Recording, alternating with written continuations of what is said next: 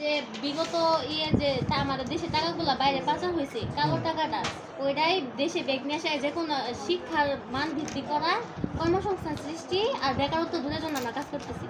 এটা কোনটা এই আপনার অবৈধ কালো টাকাগুলো যে আপনার পাচার হচ্ছে এই গ্রাম অঞ্চলে টাকা পাচার হচ্ছে না? না না ওটা তো আমাদের বিশ্ব ব্যাংক ওইখান থেকে ওরা করছে। কেউ বলছে যে এই টাকা আইনে এই আসবে কি কোন আপনারা আল্লাহ জানে। আচ্ছা তারপরে আপনার এলাকার লোকের কিভাবে করতেছেন এলাকা আপনার এলাকা কি এদের কাছে কি নিচ্ছেন আপনি? আমার শুধু যে এটাতে আবেদন করবে আমাদের বয়স সীমা নির্ধারণ করা হচ্ছে 12 বছর থেকে সবাই মানে আপনি বাংলাদেশের নাগরিক মানে আপনি আবেদন করতে পারবেন। আচ্ছা করলাম। 12 বছর থেকে সবাই আবেদন করতে পারবেন।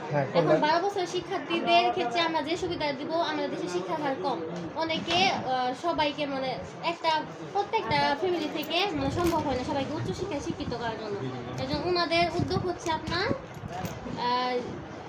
মানে পড়ালেখার ক্ষেত্রে আমার করবে আমাদের সংস্থা গ্রহণ করবে মানে আমাদের সংস্থার নাম কি? অহিংসা গণঅভ্যুত্থান বাংলাদেশ। এটা কি জামালপুর জেলা আমাদের কোথাও অফিস আছে? রেজিস্ট্রেশন নাম্বার কত? ধানমন্ডি 2 রেজিস্ট্রেশন নাম্বার জেলা পর্যায়ে কোনো অফিস নাই? আমাদের যখন এই আইনটা পাস হবে তখন আমরা জেলা মানে ফার্স্টে উপজেলা পর্যায়ে এটা আপনাদের আপনার যে সংস্থাতে রেজিস্ট্রেশন থাকে এর নাম্বার জানেন?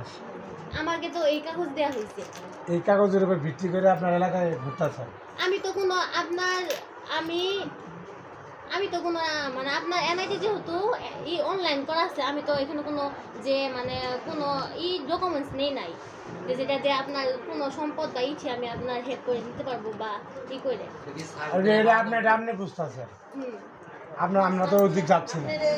আমরা জানতে চাচ্ছি যে বয়স আর আবেদন আমরা জানতে চাচ্ছি শুনেন আমরা জানতে চাচ্ছি যে আপনি যে একটা কোম্পানি জব করেন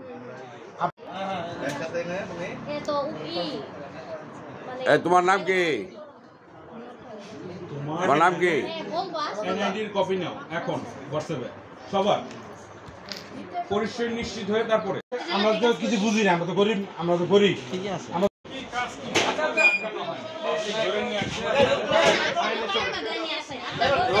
আমি এই তুমি এনে পারমিশন নিয়ে